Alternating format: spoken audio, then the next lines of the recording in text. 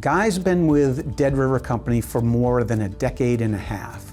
I have leaned on him repeatedly during our time together.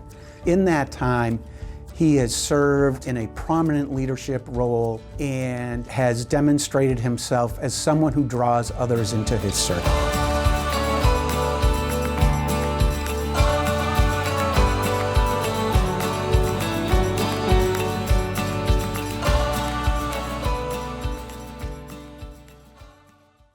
Nobody understands building teams and relationships and organizations better than Guy Langevin. While he quickly became known for being very strong in the HR field, it wasn't long until Guy became very involved in the business and added his voice to our strategic direction as a leader in the organization. Like, this guy knows his stuff. How am I going to be able to find the employees that I need to make this organization, whatever organization it is, to make this organization successful? How do I find those people, and then how do I build a team? One of his key contributions has been the mentorship and development of others. I think about all that he's given back, and I think that people, as they come up through business, should be thinking about that. I met Guy at a really pivotal time in my life as a recent college graduate from Maine, and had the opportunity to have an informal interview with Guy at Dead River Company. In that meeting, he gave me 2 pieces of advice. When you meet with people like me in leadership roles, make sure that you ask, who can you put me in contact with? And then the second piece of advice he shared with me was to volunteer somewhere to get your foot in the door.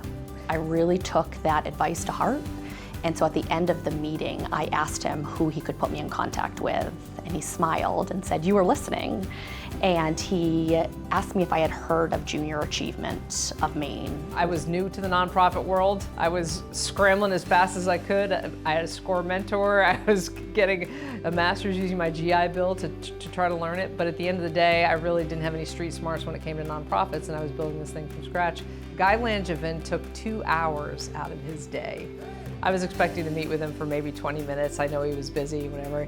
He sat down, and it was one of the greatest mentoring sessions that I have ever received. I didn't know it was going to be that.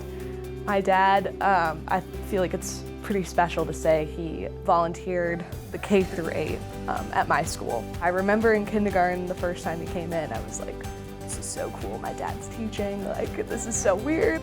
He really tried to give us as much guidance as he could, just because he didn't have that. Through JA, obviously, that was all they did, was just helping us like figure out what are the next steps of like college, what do you want to do, and how to get there. He told me, 22-year-old Michelle Anderson came into his office asking for networking advice, and here I am just a few years later asking Michelle Anderson for networking advice. It's sort of a cycle that just continues. He wants to elevate people. He wants to put people in situations that they can shine.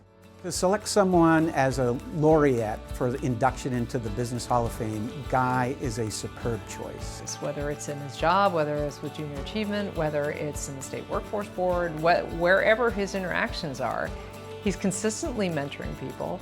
He's consistently trying to build them up. I was honored and blessed to be able to know that for a number of years, when I encountered issue, I was able to pick up the phone and on a moment's notice call Guy and say, I haven't seen this before, something's happened. Can I talk to you about it? He is truly an incredible, incredible person. It honestly makes me emotional thinking about. Oh, beyond proud. I feel very proud of him.